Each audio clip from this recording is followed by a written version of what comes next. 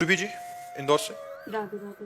राधे राधे महाराज जी। महाराज जी, जीवन में चुनौतियों का सामना करना या बाधाएं आए तो उस समय हम कैसे उसको हैंडल करें, आप इसमें क्या एडवाइस करें? भगवान का चिंतन करते हुए, हृदय में भगवान का आश्रय रख करके, किसी भी विपत्ति या परिस्थिति में जब आप भगवान से रास्ता पूछेंगे तो आपको अंदर ही उत्तर मिल जाएगा। पर हृदय से भगवान का आश्रय हो और नाम जब चल रहा हो। अगर नाम जब चल रहा तो कोई विपत्ति है ही नहीं, कोई दुख है ही नहीं। कहा हनुमंत विपत्ति प्रभु सोई, जब तो सुमिरन भजन न होई। जिस क्षण भगवान का भजन नहीं होता, सुमिरन नहीं होता, वही विपत्ति है। और मनुष्य जीवन संकटों से भरा हुआ है, किसी एक व्यक्ति का नहीं, पूरा जीवन। सबसे बड़ा संकट है कि 50, 60, 70, 80 वर्ष में मृत्यु आ जाएगी और वो सब कुछ छुड़ा देगी। पत्नी, पुत्र, परिवार, मकान, धन, संपत्ति, योग्यता सब छूट जाएगी। फिर हमें दूसरे शरीर में जाना पड़ेगा। अब वो कर्मानुसार शरीर सुअर का है कि कुत्ता का है कि गधा का है, क्या मिलेगा शरीर। फिर हमको बराबर भटकना पड़ेगा।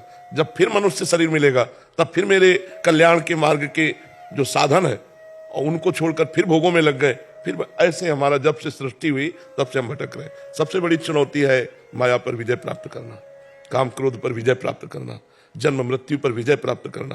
ये छोटी मोटी विपत्तियां, अनुकूलता, प्रतिकूलता, ये तो सबके जीवन में आती रहती है।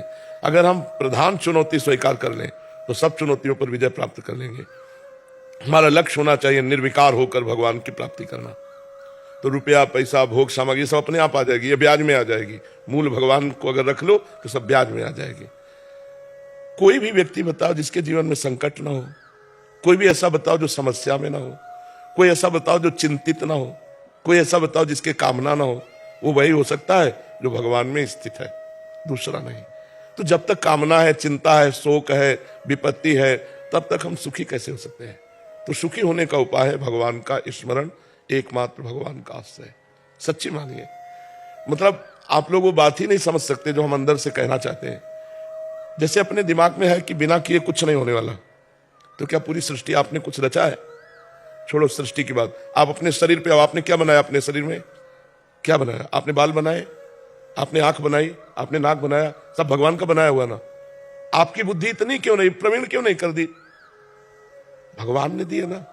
जितनी बुद्धि दी, जितना बल दिया, जैसा शरीर दिया, जैसा घर दिया, जैसा समाज दिया, वो भगवान ने दिया। अब आप भगवान के लिए क्या कर रहे हो, मैं बताओ। हर चीज का टैक्स है ना।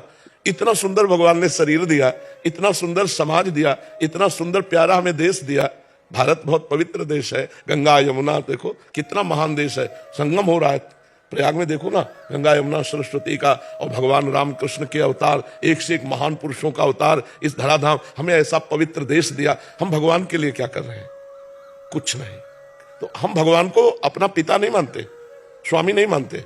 जैसे आप अपने पिता से पैसा 5,000 मांगेंगे, बोले नहीं देंगे, नहीं आपको देना होगा, ऐसे हम भगवान से मांगे, क्योंकि हमारे है ना भगवान, हमारे पिता है, हमारे स्वामी है, हमारे इष्ट है। पर हम भगवान को अपना नहीं मानते। देख लो अंदर से, भगवान का नाम जप नहीं करते, तो हमारे को सुख कैसे मिल सकता है? देवी संपदाएं तो हमको फिर नष्ट करती ही रहेंगी। सरकारी विभाग है भगवान का। आप होड़ मत मिलाओ दूसरों से अपनी। आप जो है वो बहुत ऊंचाई पर हो, आप बहुत ऊंचाई पर हो। भारत देश में एक पत्नी व्रत, एक पतिव्रत जो धर्म है, जो मर्यादा है, वो आपको विश्व में कहीं नहीं मिलेगी। भारत देश में जीवन मुक्त महापुरुष, सत्य यतियों का देश है। आप अपनी महिमा को खोकर वहां पशु आचरण करने वालों को अपना आदर्श मान रहे हो। वो हमारे आदर्श है। विश्व का आदर्श भारत है। शांति प्रिय, धर्म प्रिय, उदारता, जो गुण भारत में वो आपको कहीं नहीं मिलेंगे। अगर कहीं है तो हमारे किसी ब्रह्म ऋषि की देन है, किसी महात्मा की देन है। तो हमें लगता है चुनौती, विपत्ति, इनसे हम तभी विजय प्राप्त कर सकते हैं जब भगवान का आश्रय हो, धर्म का आश्रय हो, नाम जप हो, तो हम अपने आप विजय प्राप्त। हमारी बुद्धि इतनी पवित्र होगी। जैसे बच्चे ने पूछा चुनौती, तो हमारे सामने चुनौती है। हम हर स्थिति में जब तक श्वास है अपने मालिक का जस गाएंगे और अपने मालिक की गुलामी करेंगे और जय बोलकर शरीर छोड़ देंगे। उनका जय बोलकर शरीर बोले। हम पराजित नहीं है, हम पराजित नहीं है। अगर हम प्रभु की शरण में ना हो तो पराजित हो जाए। अगर हम भगवान से जुड़े हैं तो हर कष्ट सह सकते हैं, भगवान से जुड़े हैं तो हर परिस्थिति को झेल सकते हैं। अगर भगवान से नहीं जुड़े तो फिर नहीं, फिर तो पतन ही पतन है।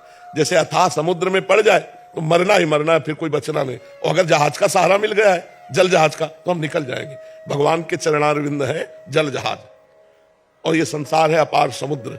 भगवान के चरणों का आश्रय मिल गया तो कैसे तुम्हें बताएं, वो आगे से आगे व्यवस्था किए रहते हैं, वो प्रतिपल हमें सुख देते रहते हैं।